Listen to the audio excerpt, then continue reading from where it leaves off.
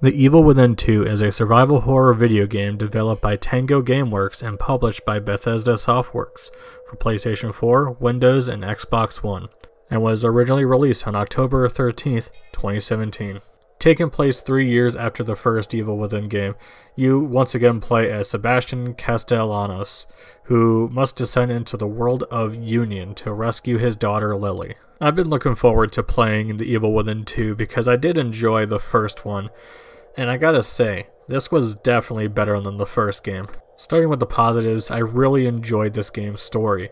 You can say that it's very basic and kinda generic about a dude trying to save his daughter, but I don't know, I felt there was some genuine emotion in here, and I really enjoyed going through this creepy-ass place trying to rescue Sebastian's daughter, and even though it was simple, it was still very effective, and I really enjoyed it. There's even a plot twist in the middle of this game that I won't spoil, but I didn't see it coming, and I was very surprised. Sebastian does develop in this game.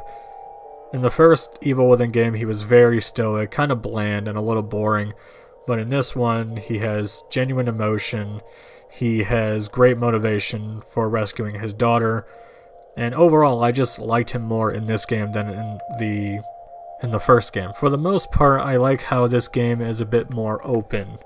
It's not an open world game, but you are in an open area and you can plan your route. You can either go guns a-blazing or you can sneak around as much as you can.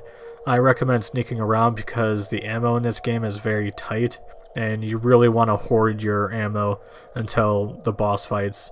But if you do need to gun them down, then you definitely could. The monsters in this game are very creepy. The standard enemies are basically zombies, and all the other monsters in this game are kind of creepy, I'll say. There's this one enemy that is kind of like a spitter from Left 4 Dead, and she has a really weird face, and she kills you in one hit if she grabs you, and it was pretty terrifying. Some of the bosses also are very creepy and have a really cool design, and I really like that. This game also has a very good atmosphere. A lot of dark areas, a lot of fucked up areas too, and it's just all very creepy and it gets under your skin. The music and the sound effects in this game are also really good too. Definitely adds to the atmosphere that this game is trying to give off. The voice acting was also really good too. My final positive for The Evil Within 2 is that it has a satisfying ending. And while I would love an Evil Within 3, the ending was pretty solid. My negative for The Evil Within 2 is that the characters just aren't that great. Now, Sebastian is like the only good character in this game in my opinion, and the others are bland, generic, and you don't know much about him.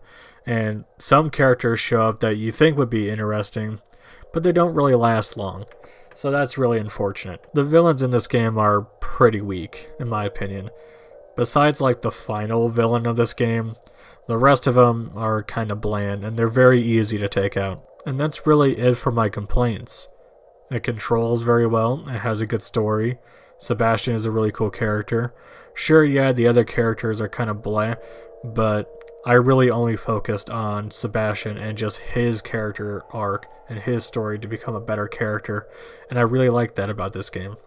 It has a great atmosphere, lots of scary monsters, and if you're a fan of survival horror, I do recommend you check this game out. Also check out the first game before you play this one. Both games are good. I do think The Evil Within 2 is definitely better than The Evil Within 1, and maybe someday we'll get an Evil Within 3. We were supposed to get one, but that ended up being Ghostwire Tokyo, which I'm looking forward to playing. Big thanks to Ash the Man, Warp8, and Miasma Senpai for supporting me on Patreon. You guys are awesome.